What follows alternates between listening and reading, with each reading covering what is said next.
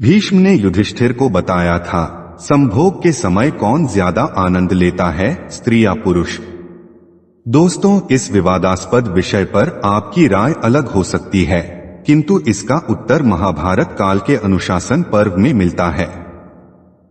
संभोग के समय स्त्री और पुरुष में ज्यादा आनंद किसे आता है? इसका सटीक उत्तर सिर्फ वही व्यक्ति दे सकता है जिसने अपने जीवन काल में स्त्री और पुरुष दोनों का जीवन जिया हो। इतिहास में एक राजा हुए थे जिन्होंने अपने जीवन काल में स्त्री और पुरुष दोनों का जीवन जिया। ये प्रसंग महाभारत काल का है। महाभारत का युद्ध समाप्त हो चुका था। युधिष्ठिर को एक प्रश्न काफी लंबे समय से परेशान कर रहा था। भीष्म पितामह बाणों की शैया पर लेटे सूर्य के दक्षिणायन से उत्तरायण होने की प्रतीक्षा कर रहे थे। युधिष्ठिर पितामह से मिलने आए और उन्होंने भीष्म से यह प्रश्न किया कि संभोग के समय स्त्री और पुरुष में ज्यादा आनंद किसे आता है। इस प्रश्न के उत्तर में भीष्म ने कहा, हे धर्मराज, वैसे तो इस प्रश्न का उत्तर मैं अपने जीवन काल के अनुभव से नहीं दे सकता हूं, किंतु तुम्हारे इस प्रश्न का उत्तर प्राचीन काल की इस कथा में मिलता है। बहुत समय पहले की बात है। भंगस्वाना नाम का एक राजा था। उनकी कोई संतान नहीं थी। पुत्र की चाह में उस राजा ने अग्निष्टुता अनुष्ठान किया, जिस यज्ञ के कारण बाद में राजा के यहाँ 100 पुत्रों का जन्म होता है। इस यज्ञ में अग्नि देवता को प्रमुख मानकर पूजा हुई थी। हवन में केवल अग्नि देवता का आदर हुआ था, इसलिए देवराज इंद्र काफी क्रोधित हो गए। देवराज इंद्र ने राजा भंगस्वाना को दंडित करने की योजना बनाई। एक दिन राजा शिकार पर निकला तो इंद्र ने राजा को सम्मोहित कर दिया। सम्मोहित हालत में राजा अपनी सुध खो बैठा। भूख और प्यास ने उसे और भी व्याकुल कर दिया। भटकते हुए उसे एक जलकुंड दिखाई दिया। राजा ने अपनी प्यास बुझाने के लिए उस जलकुंड का पानी पी लिया। इंद्र की माया से पानी पीते ही राजा का स्वरूप पुरुष से बदलकर स्त्री हो गया। राजा बहुत व्याकुल हो गया। उसे समझ नहीं आया कि उसके साथ यह क्या हो रहा है। अपना बदला हुआ स्त्री स्वरूप देखकर राजा को बहुत शर्म आने लगी। राजा चिंता से घिर जाता है कि आदमी से औरत बन जाने के बाद मैं राज्य की जनता को क्या मुंह दिखाऊंगा। मैं महारानी और यज्ञ से उत्पन्न पुत्रों का सामना कैसे करूंगा। मेरे पौरुष के साथ साथ मेरा राजपाट सब चला जाएगा। चिंताग्रस्त होकर स्त्री के रूप में जब राजा वापस अपने महल पहुंचा तो उसे देखकर सभी लोग हैरान रह गए। राजा ने सभा बुलाई और फैसला सुनाते हुए कहा कि वह अब राजपाट छोड़कर बाकी जीवन जंगल में बिताएंगे। अपना राजपाट छोड़ वह राजा जंगल की तरफ प्रस्थान कर गया।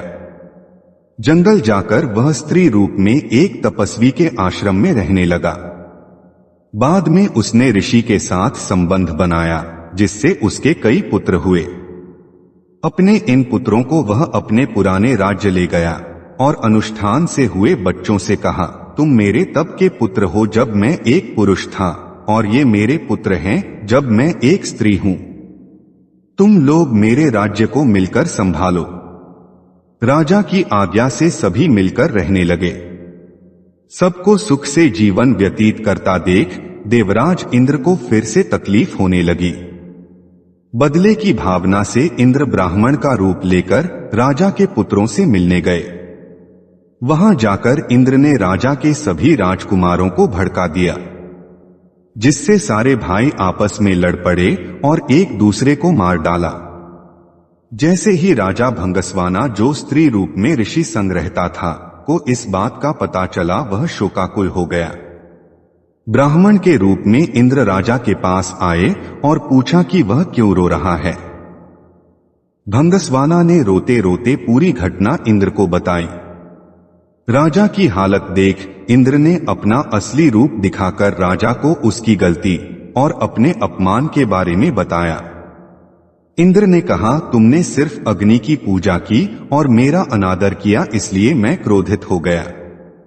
यह सुनते ही भंगस्वाना इंद्र के पैरों में गिर गया और अपने अपराध के लिए क्षमा मांगी। राजा की ऐसी दशा देखकर इंद्र ने उसे माफ करते हुए उसके पुत्रों को पुनः जीवित होने का वरदान दिया। राजा के पुत्रों का जीवन वापस आने के बाद इंद्र ने राजा को वापस पुरुष रूप देने की बात की। इंद्र ने कहा, हे राजन, मैं तुम पर प्रसन्न हूं और तुम्हारे सारे अपराध क्षमा करता हूं। मैं तुम्हें वापस पहले जैसा पुरुष रूप प्रदान करना चाहता हूं।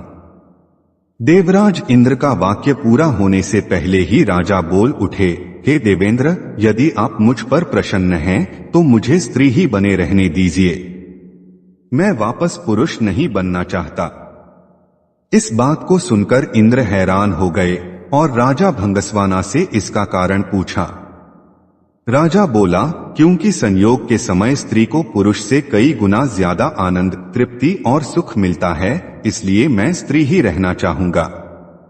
भीष्म बोले, हे युधिष्ठिर, इस कथा से यह बात स्पष्ट है कि स्त्री को संबंधों के समय पुरुष से ज्यादा सुख मिलता है। न्यूरोबायोलॉजिकल शोध से पता चलता है कि पुरुषों को यौन क्रिया के दौरान आनंद तेजी से मिलता है, जबकि महिलाओं का आनंद धीमी गति वाला होता है।